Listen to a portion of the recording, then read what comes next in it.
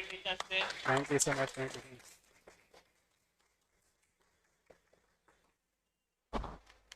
Thank you so much. Nice one.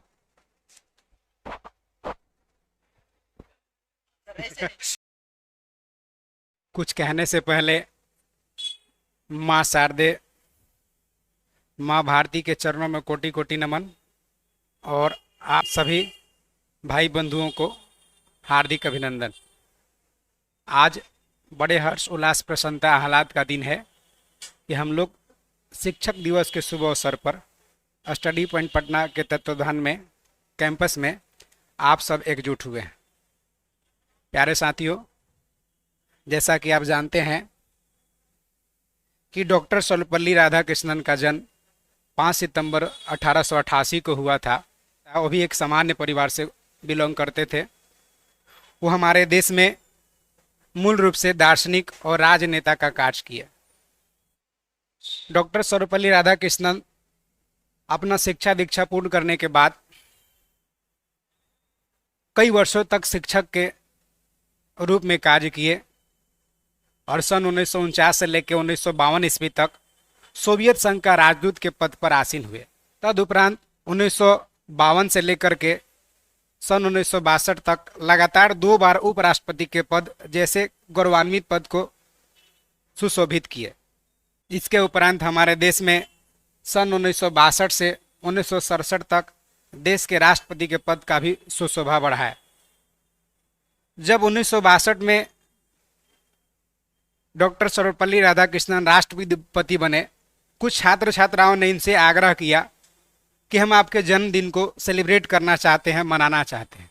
तब इन्होंने कहा कि अगर हमारे जन्मदिन को विशेष बनाना चाहते हैं, उत्सव मनाना चाहते हैं, तो आप शिक्षकों के सम्मान में शिक्षक दिवस के रूप में मनाएं। उसके पश्चात भारत में शिक्षक दिवस मनाने का परंपरा शुरुआत हुआ, जो आज हम लोग शिक्षक दिवस के रूप में मना रहे हैं। आप जैसा कि जानते हैं, सिकंदर भी कहा था कि हम धरती पर आने के लिए अपने माता पिता का ऋणी है, पर जीवन कैसे जिया जाए इसके लिए आजीवन गुरुओं का ऋणी रहेंगे। मगध साम्राज्य में एक छोटे सामान्य बालक चंद्रगुप्त मौर्य को उनके गुरु चाणक्य मगध जैसे विशाल साम्राज्य का शासक बना दिया। आप स्टडी पॉइंट का टैगलाइन देखेंगे कि जब ठान लिया उड़ान का तो फिजूल का देखना आसमान का। आज जो आप जिस कैंपस में बैठे हैं, बाहर गेट नहीं था, स्टूडेंट के पैसा से गेट लगवाए थे। जहां रहते थे डेरा था, वहां ऊपर ही तो अभी करकट का अल्वेस्टर है जो सीमेंटेड है, लेकिन जहां रहते तो वहां सीमेंट वाला नहीं, टीन वाला था। टीन का करकट रहता था। बस रहने का यही खासियत था कि रेंट कम लगता था और किसी तरह से पढ़ा लिखा करके काम चलाते थे। जब कोचिंग भी संस्थान शुरू किए थे तो हमारे पास कोई 1 रुपया भी पैसा नहीं था कि हम कोचिंग संस्थान शुरू करेंगे। बस मारकर पकड़े थे, कुछ जानकारी था, वही देने का क्षमता हमें था। सब आप ही लोग का देन है।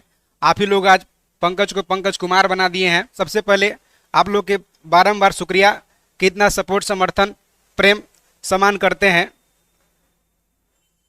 भगवान ही, ईश्वर श्री राम ही क्यों न हो, उनको भी शिक्षा ग्रहण करने के लिए गुरु का सहारा लेना पड़ा था। तुलसीदास लिखे चौपाई में, गुरु गृह गए पढ़न रघुराई, अल्प समय सब ज्ञान पाई। सब में कुछ न कुछ खासियत होता है, कुछ खामियां होता है, बुराई होता है।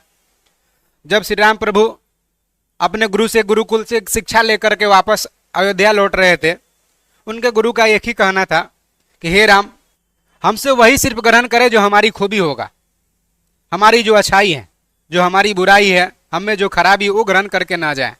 बचपन में जब आप अपना पैर पर खड़ा भी नहीं होते, उस समय माँ चलना सिखाती है, बोलना सिखाती है, प्रेम करना सिखाती है। आप गलती भी करते हैं तो आपको प्रेम से समझाती है। तो वहाँ भी शिक्षक हैं। माता पिता के साथ साथ बचपन से लेकर तक समस्त गुरुओं का सम्मान करें, आदर करें। बड़े भाई, बड़ बुजुर्ग, जो भी जन लोग हैं, सबको सम्मान करें और छोटे को प्रेम से बर्ताव करें। शिक्षा का वास्तविक यही मूल्य होना चाहिए।